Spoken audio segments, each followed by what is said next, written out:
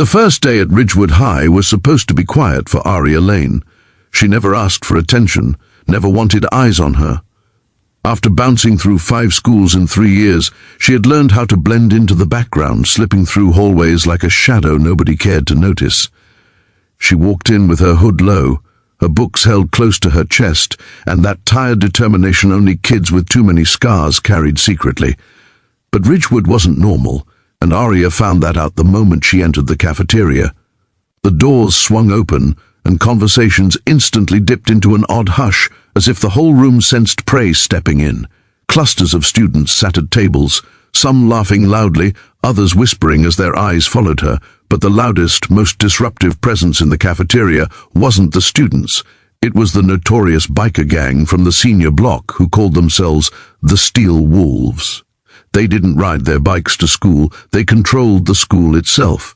Their leader, Kyle Drayton, tall, tattooed, with a jawline carved from stone and eyes like a storm, leaned back in his chair, boots propped up on the cafeteria table like he owned everything in sight.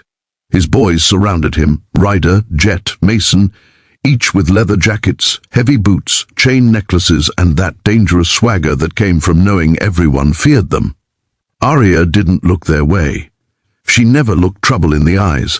She simply moved toward a corner seat, ready to eat quietly and escape notice. But fate had another plan. Kyle saw her the moment she stepped in. Maybe it was her calmness. Maybe it was her refusal to flinch. Maybe it was the way she moved, like someone who had seen worse things than the Steel Wolves could imagine. Whatever it was, it irritated him. "Yo, new girl!" Kyle's voice boomed through the cafeteria. Aria froze mid-step but didn't turn around. Kyle smirked and rose from his seat. "You deaf, sweetheart?" The entire cafeteria shifted. Some students leaned forward, others shrank, knowing what happened when Kyle's ego was challenged. Aria slowly inhaled but still said nothing. Silence was her armor, her restraint was her weapon. But to the Steel Wolves, silence was disrespect. Ryder barked a laugh. "Guess she thinks she's better than us." Mason cracked his knuckles. "Let's fix that." Before Aria could move, Jet stepped behind her and shoved her forward. She stumbled, her tray clattered, but she kept herself upright, barely. Kyle stepped closer, towering over her. "You walk into my cafeteria, you say hi. That's how things work here." Aria finally met his eyes, cold, empty eyes filled with entitlement. She spoke quietly, steady as stone. "I don't owe you anything." A wave of gasps rippled through the room. Kyle grinned. "You're bold. I like bold."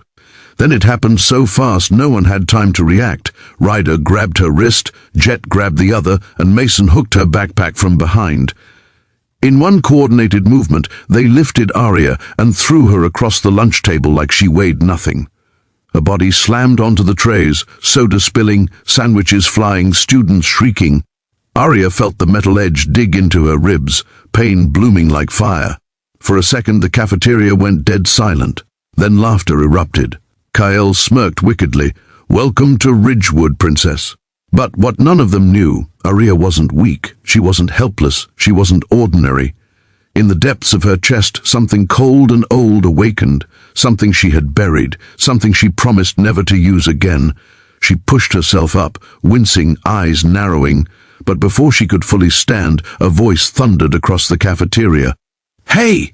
Everyone froze. Even the Steel Wolves stiffened, because no one yelled at them, no one challenged them, but someone just had. And when Aria saw who it was, her heart dropped. It wasn't a teacher, it wasn't a friend, it wasn't a hero, it was Elias Blake, the quiet boy no one talked to, the one who sat alone, the one with the cold, haunted stare that made even the Steel Wolves shift uncomfortably. He walked toward them with slow, controlled steps, eyes locked on Kyle like a predator studying prey.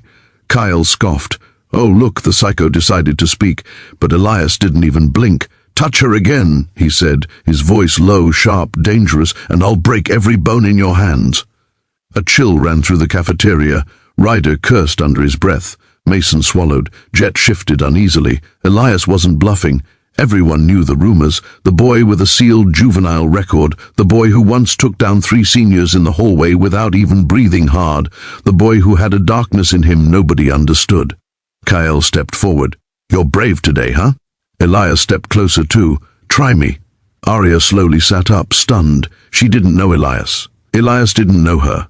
So why was he standing up for her? Kyle chuckled darkly, though there was tension in his shoulders. "This doesn't concern you, freak. It does now," Elias replied coldly. Kyle's eyes twitched, frustration boiling. He turned to Arya. "This girl isn't worth it. Move, no."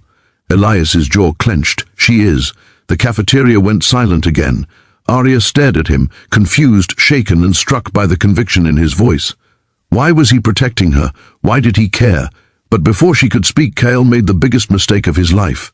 He grabbed Arya's shoulder again, and Elias moved. Faster than anyone in the room had ever seen. In one blur of motion, he twisted Kyle's wrist back so hard that the gang leader screamed and dropped to his knees. Students gasped. Ryder rushed forward, but Elias kicked his knee sideways with surgical precision, dropping him instantly. Jet lunged, but Elias grabbed him by the jacket and slammed him onto the table Arya had just been thrown onto.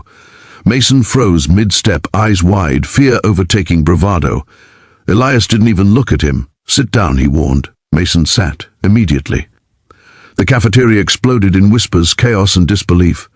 Kyle clutched his twisted wrist, eyes wide with hatred and fear. "You're dead," he hissed. Elias leaned down, voice calm. "Leave her alone, or next time I won't stop at your wrist." The steel wolves, humiliated, scrambling, hurting, and terrified, hurried back as Elias released Kyle. Kyle signaled his boys. "Let's go." They didn't walk out. They bolted.